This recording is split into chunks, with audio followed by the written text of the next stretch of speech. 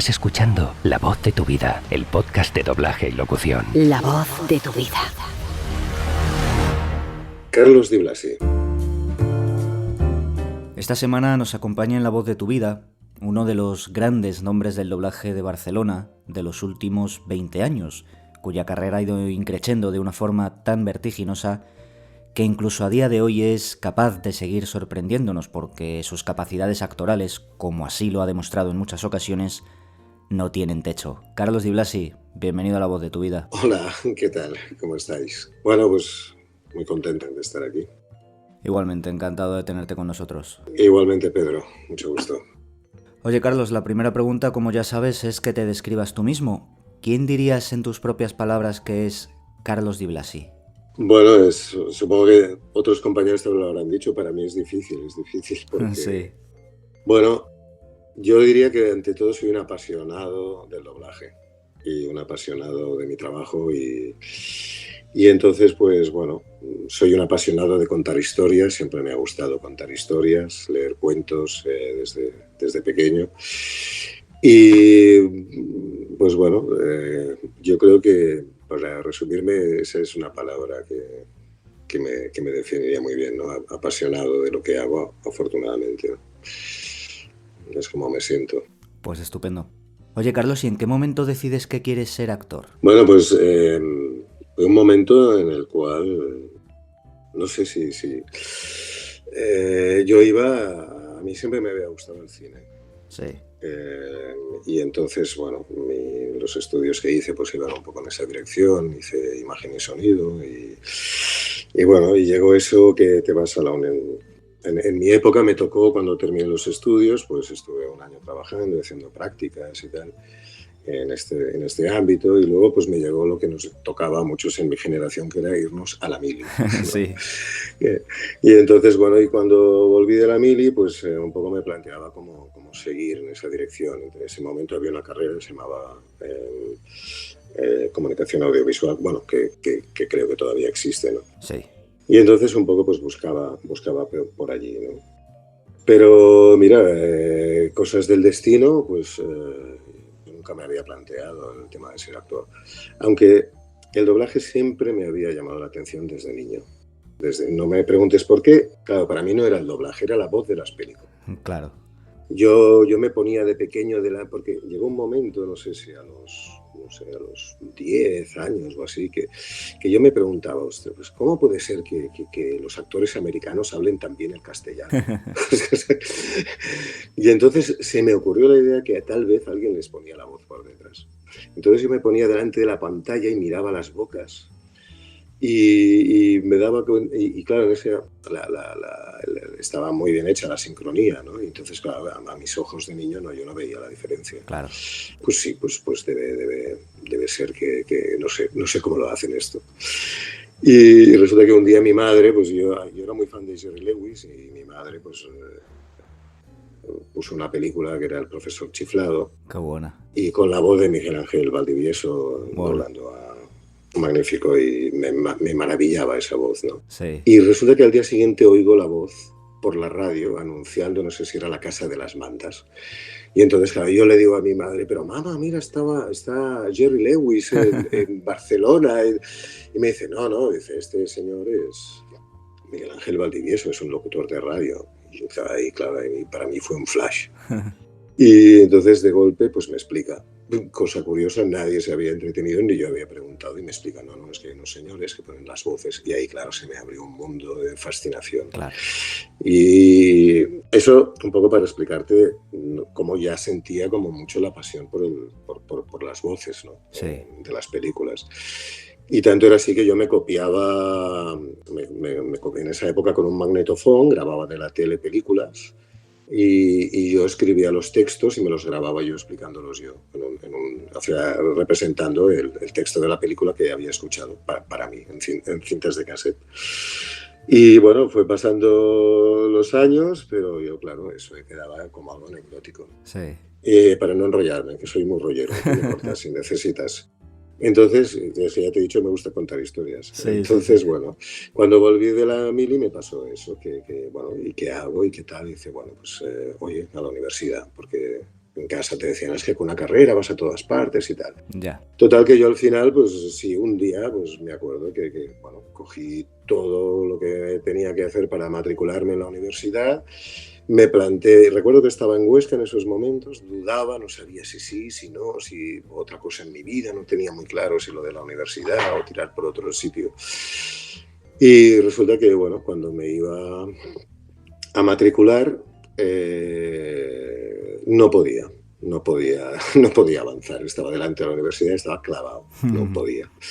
No sé qué me pasaba. Y en ese momento de duda llamé a mi hermana, que siempre ha sido una muy buena consejera para mi vida, que tiene 9 años más que yo. Sí.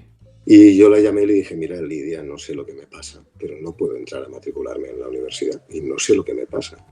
Y me dice mi hermana, ¿pero tú qué es lo que quieres hacer? Y yo le dije, mira, a mí lo que me gusta es el doblaje. Claro. Digo, pero no sé ni por dónde empezar.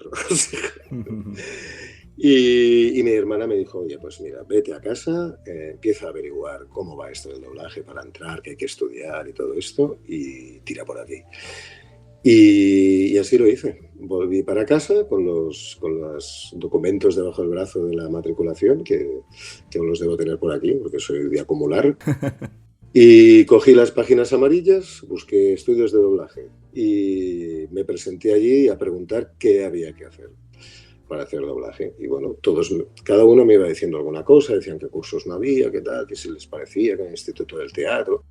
Y sí, y bueno, me fui al Instituto del Teatro, ahí no había doblaje, pero había una sección de interpretación de textos, interpretación vocal. Sí. Y dije, pues mira, para estar parado, pues por aquí empiezo, ¿sabes? Sí. Me matriculé allí y bueno, el destino yo creo que un poco intervino, porque es que después fui conociendo gente que sí allí que se dedicaban a esto, que me dejaron ver cómo era una sala de doblaje, bueno, poco a poco.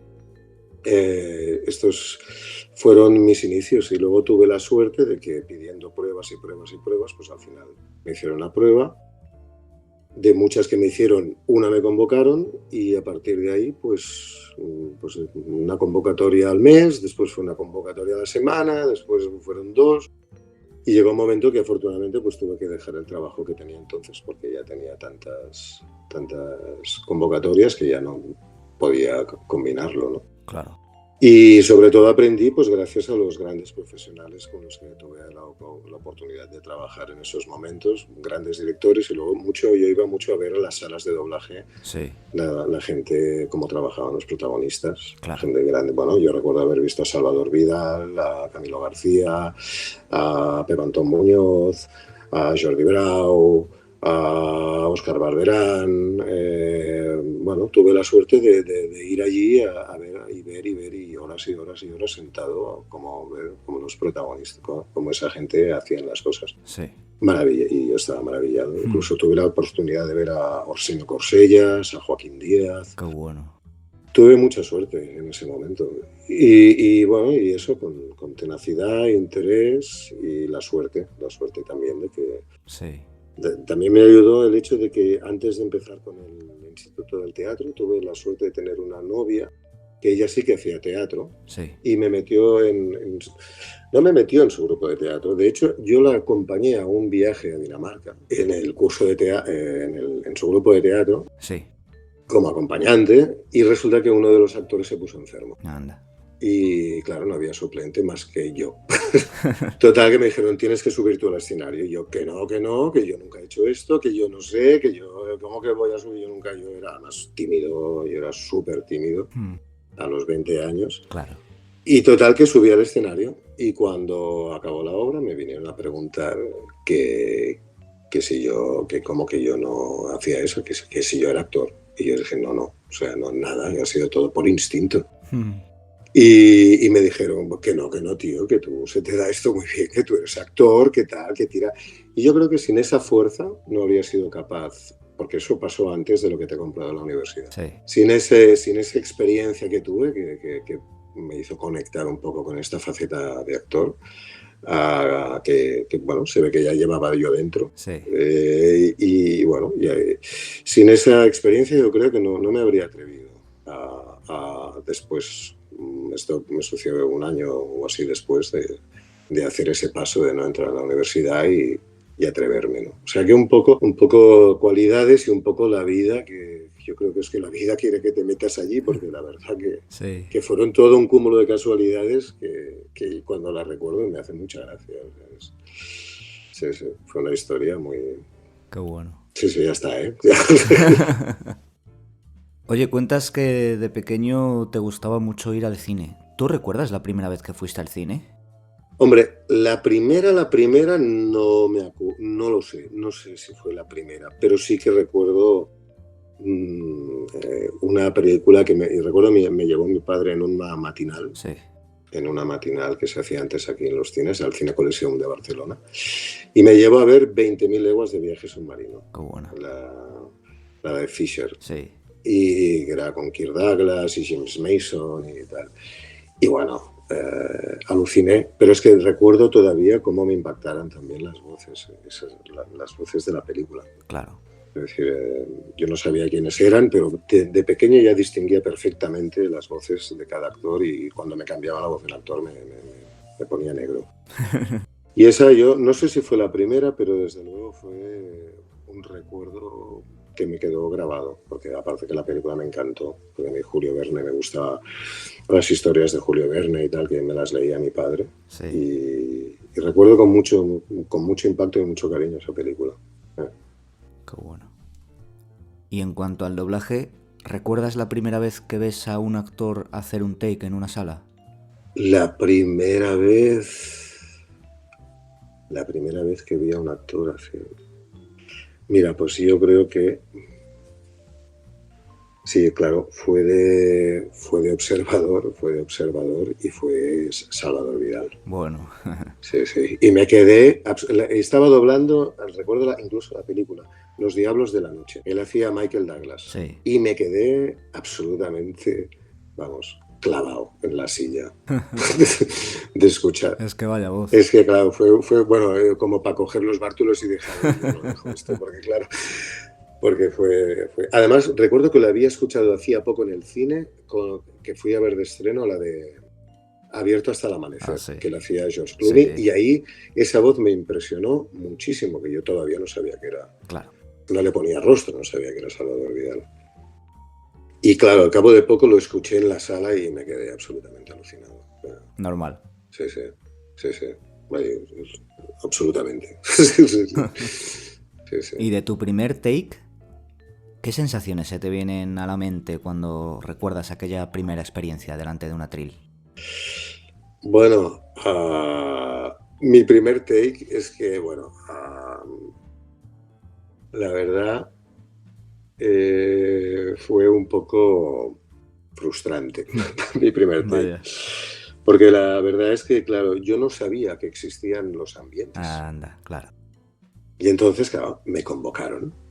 Claro, yo iba a ver gente haciendo protagonistas. Claro. Entonces me convocaron y yo, pues, claro, estaba ahí con un grupo de gente y de golpe me dicen, bueno, sí, tú ves aquí, ves por aquí en el número tal, o bueno, cuando aparezca este personaje o este cruce por aquí, dices, ¿no? Póngame un vaso de whisky o algo así, ¿no? Recuerdo que era una película del oeste, el ambiente de un bar. Sí. Y yo, como loco, buscando ¿pero dónde está la boca? ¿Qué personaje? ¿Dónde? ¿No? Y me dicen, no, qué boca, ni qué boca. Estos son, que se oiga la voz de fondo y claro, en ese momento se me cayó el mundo encima. Oh. Porque, claro, yo tenía la esperanza de abrir la boca y poner mi voz en el rostro de alguien y no. Y así fue durante bastante tiempo. Claro. Hasta que, bueno, sí, un director, recuerdo que era una serie de Canal Plus que se llamaba My So-Called Life, así es mi vida, creo que se llamaba. Y que estaba Ángel de Gracia en esa serie, haciendo uno de los protagonistas. Y de golpe salió un personajillo que era como el amigo del prota, el amigo de Ángel de Gracia. Y ahí fue la primera vez que tuve una boca, una cara. Y recuerdo perfectamente la frase, fue, catalano, ¿vienes? Porque el protagonista que hacía Ángel de Gracia se llamaba Catalano. Curioso. Y ese fue mi primer take y mi primera... Con cara. Sí, sí. Me imagino que estamos hablando, Carlos, de finales de los 90, ¿puede ser? Mediados, año 96, una cosa así, sí. 95, 96 debió ser aquello. Claro, es que me surgía la duda de si a ti te tocó trabajar con los compañeros en el atril o cuando entraste ya estaba impuesta la banda aparte. No, íbamos todos en el atril, estábamos todos juntos. Ah, bueno. Y tenía cosa, y para mí era muy bueno todo eso. Claro. Bueno, cuando hacías ambientes y tal, pues bueno, claro, éramos mucha gente, a veces habían situaciones más difíciles, era más pesado, ¿no? Sí. Pero también te reías más, estabas más acompañado, los ratos de espera, pues bueno, estabas con gente y después, pues ya cuando empecé a hacer ya papelitos más importantes, que igual pues éramos 3 en el atril, o incluso ya cuando empecé a hacer ya pues papeles con tu partener, ¿no? Con una chica o con un chico. Sí. Pues ahí tenías la oportunidad, porque también tuve la suerte de empezar a hacer papeles con gente que ya eran muy profesionales y aprendí mucho trabajando con ellos. Claro. Y recuerdo una de las primeras series que hice con María del Mar Tamarit, que yo me acuerdo que fue una delicia, porque claro, tienes la persona al lado, se crea un momento como que sale como más del corazón, ¿no? Sí. Porque tú le contestas a ella realmente, ¿sabes? No contestas al original solamente. Claro. El tono, como te lo dice la persona que tienes al lado, la energía que se crea, pues yo creo que eso enriquecía. Ayudaba emocionalmente, creo que enriquecía el producto, ¿no? Desde luego. O sea que yo estuve muchos años trabajando con mis compañeros, sí, muchos. Hasta que empezó primero por una cuestión técnica, lo de las bandas aparte, sobre todo ya los papeles protagonistas y después ya con el COVID, pues ya ni te cuento lo que pasó ahí. Es una pena porque al final, yo siempre lo digo aquí y lo repito en el podcast hasta la saciedad, es que el oficio se aprende en el atril, en la sala, y las escuelas están muy bien, yo las defiendo muchísimo, pero... Yo también. Es que claro, es que yo siempre pienso, o sea, cuando tú vas a una escuela de pintura, una persona que le guste la pintura, pues evidentemente yo creo que va a ver también cómo trabaja gente, ¿no? Que no solo los de la escuela, sino que pues te interesas, vas a museos, vas a ver cómo trabajan otras personas, ¿no? Para ampliar tus conocimientos. Sí. Entonces a mí es que me parece básico, porque el doblaje, como cualquier oficio, se aprende haciéndolo. ¿Y cómo? Pues fijándote cómo lo hacen los profesionales, ¿no? Una escuela pues está muy bien, pero claro, tiene sus limitaciones, Claro. ¿no? Es como si te dijera, vas a una escuela, ¿aprendes a conducir? No, aprendes a circular. A conducir aprendes después con la experiencia y ya si te gusta mucho, pues te apuntas a un curso de conducción que te van a enseñar muchísimas cosas que no vas a aprender en la calle, conduciendo por Barcelona, ¿no? O sea, así es. Yo lo encuentro realmente una pena porque sí que hay gente que tiene un don, pero que hay gente que lo ves mucho cuando diriges. Cuando alguna vez, yo no suelo dirigir, pero alguna vez que he hecho una sustitución y he tenido la oportunidad de trabajar con gente que empezaba, y les has podido dar cuatro indicaciones, hostia, claro, ven otro mundo, les enseñas a ver otras cosas que a ti te han enseñado a ver. Claro. Yo recuerdo un director en su momento que me enseñó y me decía, en el take pasan cosas, y me enseñó a mirar un take, y yo ya llevaba tiempo trabajando, y esta persona a mí me abrió los ojos, porque sus consejos me enseñó a mirar los takes de otra manera, a mirar otras cosas en la pantalla que no fueran solo la boca del personaje o la cara del personaje. Claro. La expresión, o sea, el movimiento, tal como se está moviendo, las miradas que hace antes de hablar, es decir, a recaudar un montón de información que hay en el take. O sea, el take no es solo abrir la boca y lo que dice. Hay muchísima información que te está dando ese actor. Generalmente, la mayoría de actores son muy buenos.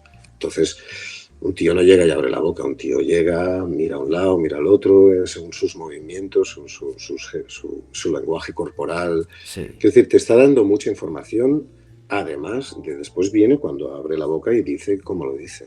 Pero todo eso hay que enseñarlo también. Y bueno, dirigiendo se puede, pero el problema de la dirección es que también vamos con tiempos muy ajustados y a veces los directores, por muy buena voluntad que tengan, a veces no se pueden entretener Claro. todo el tiempo que un chico que empieza pues necesitaría, ¿no? Por decirlo de alguna manera. Esa es la pena, Sí. las prisas, las famosas prisas, ¿no? Que ahora parece que todo corre mucha prisa ahora. Pues sí. Oye, Carlos, eres el primer actor de Barcelona al que entrevisto después de que se hayan convocado paros parciales en Barcelona por temas de convenio y todas esas cositas. ¿Cómo se está viviendo a día de hoy esta situación allí, Carlos? Bueno, es que no es que haya ciertos paros de ciertos estudios, o sea, paramos unos días, paró toda la profesión de Barcelona en principio.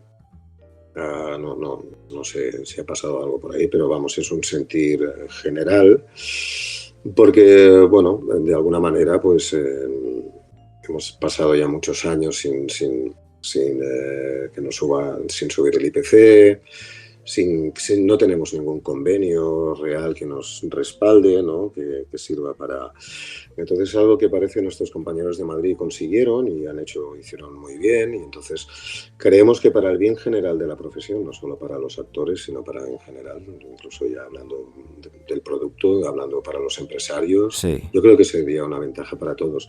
Hemos empezado con el tema porque, bueno, por algo había que empezar, entonces... queremos negociar una subida del IPC, Claro. y después un compromiso de hacer un convenio. Es lo que queremos, y yo creo que es algo que toda profesión tiene que tener. No podemos ir a salto de mata como hemos ido estos últimos años. En realidad yo creo que es un intento de poner un poco de orden en la profesión, porque nos hemos desmadrado mucho todos, O sea, Sí. yo creo que aquí creo que todos tenemos parte de responsabilidad, pero no puede ser. Yo creo que para un buen futuro de la profesión en Barcelona hay que entenderse, hay que hablar con buena voluntad, empresariado y trabajadores, y llegar a algo que nos beneficie a todos a la larga, porque, bueno, tiene que haber unas normas escritas, ¿no? Algo que respalde. Claro. Y defienda en las dos direcciones, evidentemente, porque los actores también queremos garantizar una calidad de los productos, y que los productos no se hagan de cualquier manera, y que se hagan en estudios que realmente respeten la calidad, respeten el convenio y toda una serie de factores, ¿no? Así que estamos en ese momento. Yo espero que no lleguemos a una huelga, y espero que podamos hablar antes, pero bueno, si la situación nos lleva, pues ahora sí que por primera vez en muchos años hay un sentir común en la profesión, porque supongo que estamos muy cansados de muchas cosas. Claro. Y de ver cómo nuestra profesión se ha ido como degradando, ¿no? Y como parece que todo vale, y que cualquiera vale, y que cualquier estudio vale, y entonces esto no puede ser. Hay que ponerse serios y hacer esto como lo que es, un trabajo, pues, profesional, y hay que tratarlo como tal, como un trabajo, pues eso, Sí. profesional, ¿no? Es un producto profesional. Cuando nos llega una película, es una película muy bien hecha, generalmente. Cualquier película o serie de HBO, de Netflix, los niveles de calidad están por las nubes. Entonces no puede ser que nosotros tengamos un sector que funciona de cualquier manera. No puede ser. Está claro. Hay que estar de acuerdo al producto que nos está llegando. Desde luego que sí. Pues todo mi apoyo desde aquí, en nombre de La Voz de tu Vida y en el mío propio, y con el deseo de que todo salga bien. Muchas gracias, que lo agradecemos, la verdad. Que se nos vea con eso, con la imagen de intentar arreglar algo que a día de hoy está muy dejado. Oye, Carlos, vamos a pasar a hablar de cosas bonitas. Te invito a venirte a La Voz de tu Vida Premium para hablar del doblaje del Rey León. ¿Te vienes? Sí, claro, sí. Pues vámonos. Perfecto. Entra en lavozdeTuVida.es/premium para escuchar el episodio extra. Pues esto es todo, Carlos Di Blasi. Un placer haberte tenido con nosotros esta semana aquí en La Voz de tu Vida. Pues yo igualmente agradecido, Pedro. O sea, ha sido un placer estar aquí con vosotros, contigo, y bueno, si la otra gente que escuche esto, pues yo encantado de que escuchéis la entrevista, y sobre todo de que os guste mi trabajo. Pues así es. Muchísimas gracias por estar, y gracias por tu trabajo, por compartir tu experiencia, sobre todo esa historia tan bonita del Rey León, y te mando un fuerte abrazo. Pues al contrario, muy agradecido. Gracias a vosotros. Chao, Pedro.